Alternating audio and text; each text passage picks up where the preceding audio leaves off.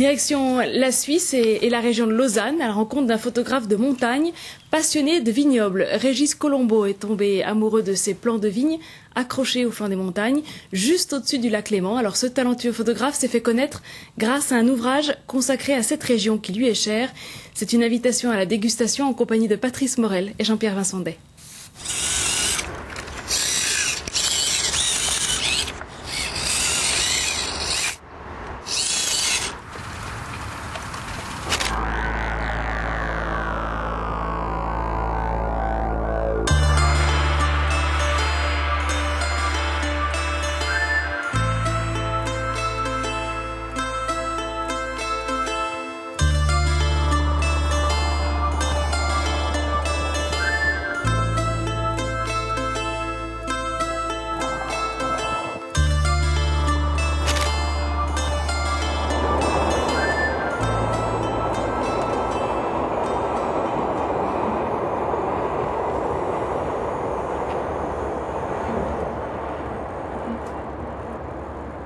On va faire un test d'appareil.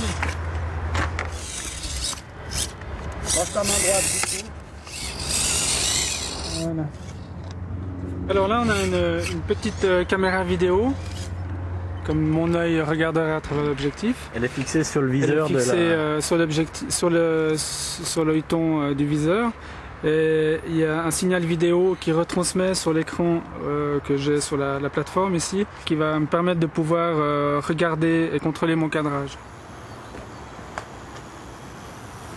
Les photographes qui courent le monde, les bourlingueurs et autres nomades de l'objectif, ont parfois des frustrations sédentaires. Ils ont le mal du pays. Depuis 20 ans, Régis Colombo, entre deux voyages, revient à ses paysages de jeunesse. Et depuis 20 ans, il les photographie inlassablement.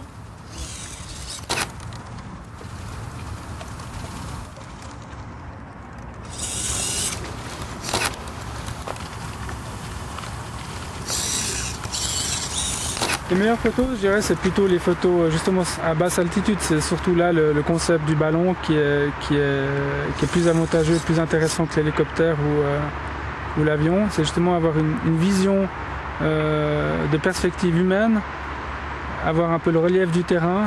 Donc pour ça il faut être justement assez bas, pas trop haut. Et ça donne justement des images qu'on n'a pas l'habitude de voir.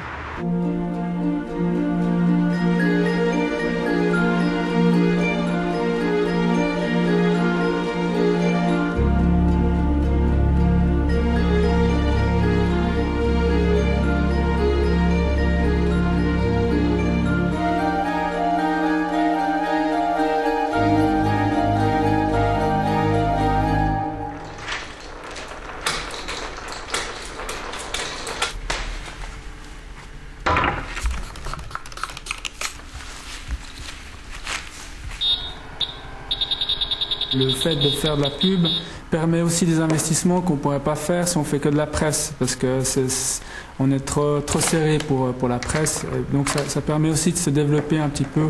C'est pour ça que j'ai élargi mes compétences à différents domaines pour pouvoir justement investir. Parce que j'ai plusieurs collègues qui font que de la presse, ils ont du mal à investir, donc on a du mal à se développer dans ce sens-là.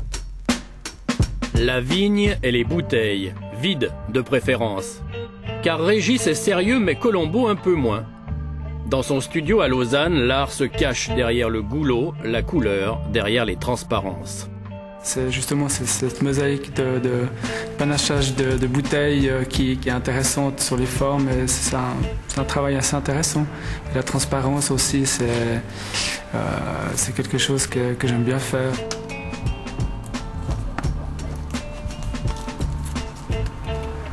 Est-ce que tu considères que c'est du travail artistique, ce travail en studio? Oui, ça dépend.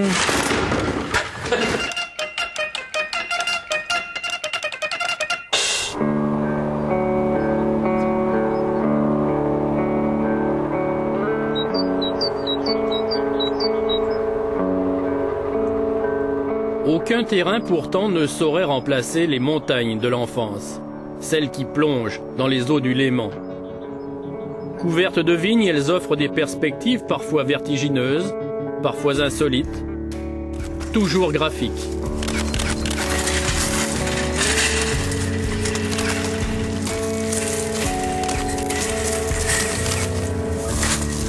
Oui, forcément, il y a une enfance très fort. Hein, mais quand je pars voyager à l'étranger, je suis toujours content de revenir là malgré tout, même si je critique des fois un peu la Suisse. Puis le monde du vin, de la vigne, c'est un monde festif, qui est en constante évolution, qui est toujours intéressant pour moi.